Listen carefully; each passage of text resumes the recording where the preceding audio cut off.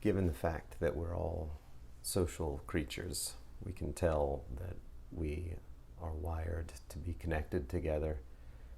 It makes sense to look for opportunities to do that, especially when we notice the reward and the benefit of doing it in our own minds and even in our own health and in our own bodies.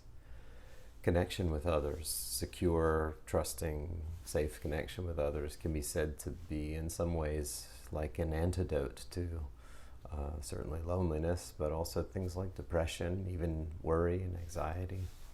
The ways that we bond with other people start from even before we're actually born, and we continue to transform in the ways that we're influenced by connections with others throughout our entire lives.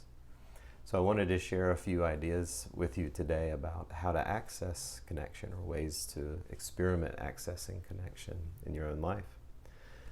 The first is to pay attention to yourself and notice when you feel that flavor of connection or of bonding. That could be to other people, your closest people, your significant others, your family members, deep good friends, coworkers, whatever.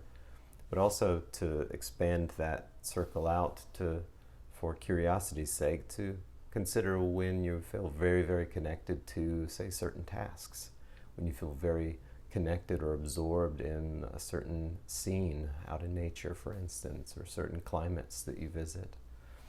Ways that you feel very connected to a sense of purpose or meaning or some kind of mission, ways that you might share your resources, your time, your efforts, your expertise, things that make you feel connected to a broader goal that other people share with you.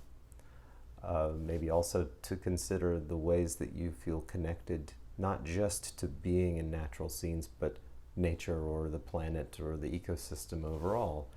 To consider even using a little bit of a thought experiment, and maybe you can try this right now. You're in a specific location, like you always are, and whatever that location is, you can see it and hear it and touch it in some ways.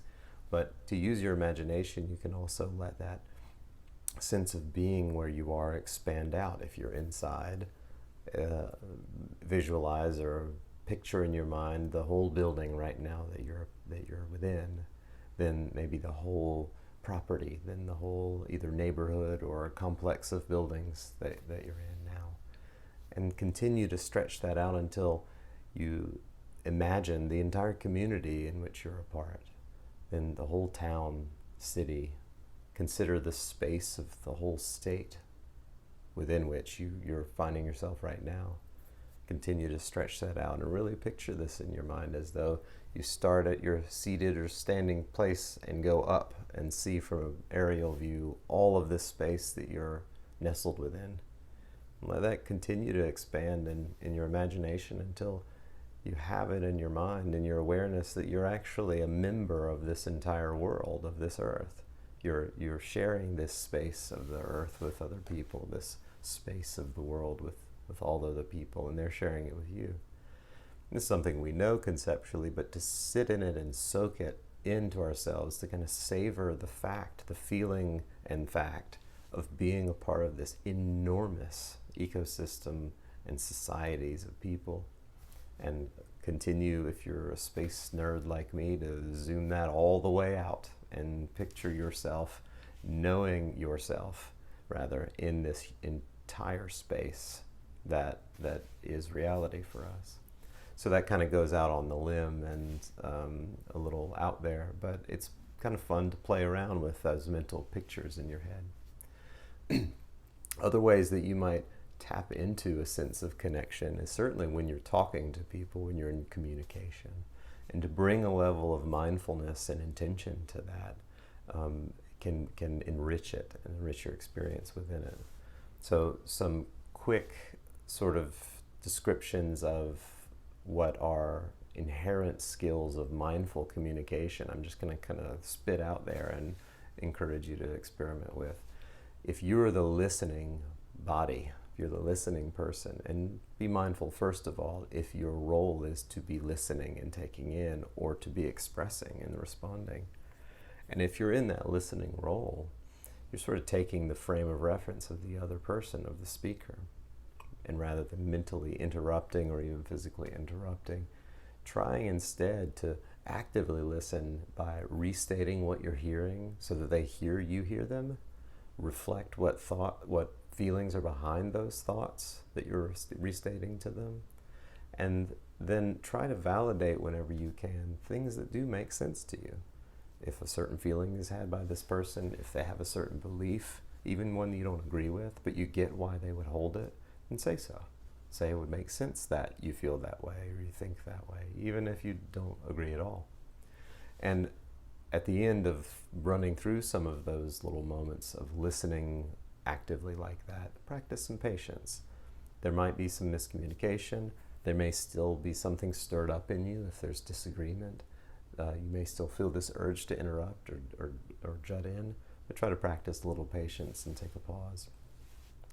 When the roles do reverse and you are responding, you are the speaker, then try your best to acknowledge things clearly and factually in descriptions at first. Say you're describing something that is happening or some issue that you have with someone or a confrontation you're facing.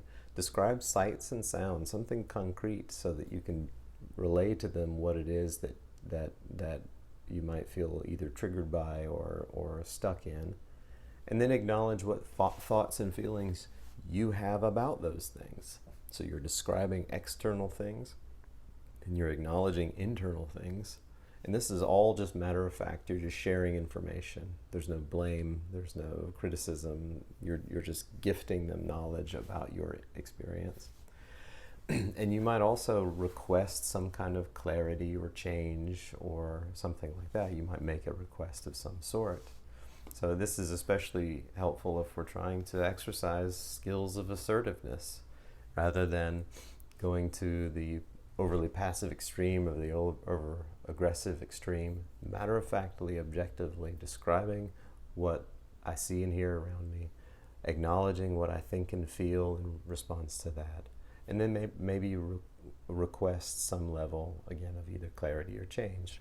So requesting clarity might be something like, did I hear you right? Did I understand that right? Do you have any, did that make sense to you in the same way? Do you experience it the same way? Or even some specific changes. Would you please do this instead of what you're doing? Or can we make this plan instead of that other one? And again, following that up with practicing patience. They may say, sure, that's a good idea. They may say, no, not a chance. And then there's a little negotiation, invitation there. So there's a lot kind of packed into just a simple back and forth, but I'm throwing these out for you to try to experiment with. Just take one or two bits and play with them at a time and see how they fall together. And lastly, I want to suggest that you take on what we might call a 5-second challenge, the first 5-second challenge, rather.